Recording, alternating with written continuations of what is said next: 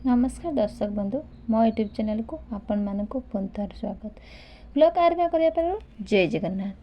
केबे भी आपण मैंने दुख करनी मो पाखरे एईटा नहीं सेईटा नहीं बास भगवान जहाँ देइछंती सेतिकिरे संतुष्ट हुए तो तुम पाखरे धनी मानकर परी धन संपत्ति नहीं किंतु दुनिया रे बहुत लोक अछंती जहाको खाइबाकू दी मुठा दाना भी मिलेनी। निज जीवन पाई भगवान को पाखरे किछि अभियोग करंतु नाही कारण किए जानिछि तमे जेमितिका जीवन पाइछ ताहा अन्य मानक पाई एबे भी गोटे स्वप्न अटे। निजको ज्ञान भावंतु मना नहीं किंतु अन्य को मूर्ख को भाविबा मुख्यता केबे भी करंतु नाही कारण समस्तଙ୍କ ठारू किछि ना किछि शिखिबाकू मिलिथाए। मनर कष्ट आउ आखिर लुह काहाकू देखेबे नहीं सुख भरा जीवन नथिले भी काहाकू कहिबे भी नहीं कारण केही कष्ट देई पारंती किंतु केही कष्टरे भाग नहीं पारंती नहीं। मूर्ख व्यक्ति सहित जुक्ति करी निज सम्मान हराइबा अपेक्षा चुप रही से स्थान पर परित्याग करिबा बुद्धिमानर परिचय काहीकि ना अबुझा लोकंकु तो बेले बेले बुझेई हुए किंतु जे बुझीबाकू चाहिबो नाही तांको बुझाइबा किए। जीवन रे बाट एका चलिबा शिख काहीकि ना जी आज तुम पाखरे बाट चलुछि सी भी सबुदिन तुम साथी रे रहिबो बोली किछि माने नाही। निज शरीर ठारू निज शब्द और व्यवहार सुंदर रखंतु कारण लोक माने आपणक चेहरा भूली पारंती किंतु शब्द और व्यवहार को सबुदिन पाई मन रखि थांती। संसार रे सबुठारु विचित्र प्राणी हेउछि मनुष्य कारण संसार रे मनुष्य एकमात्र प्राणी जिए भल मंद विचार जानिथिले मध्य भूल करी चले। टिके तळकू पड़ी देख केही जणे भी उठेइबा पाई आसीबे नहीं किंतु टिके ऊपर को उठी तो देख समस्ते आसीजिबे तुमको तळाई को खसेइबा पाई।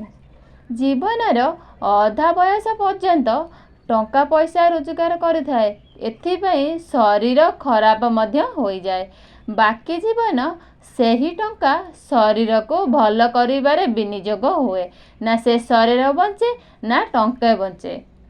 खाद्य को स्वर्ग को पठाइबार सुविधा नहीं बंधु बापा माँ बंची थाउ थाउ जहा भलर मुठे खाइबाकू दियो मरीगला परे खीरी पूरी सुस्वाद्य खाद्य देई भोजी भात करबा किछि दरकार नहीं।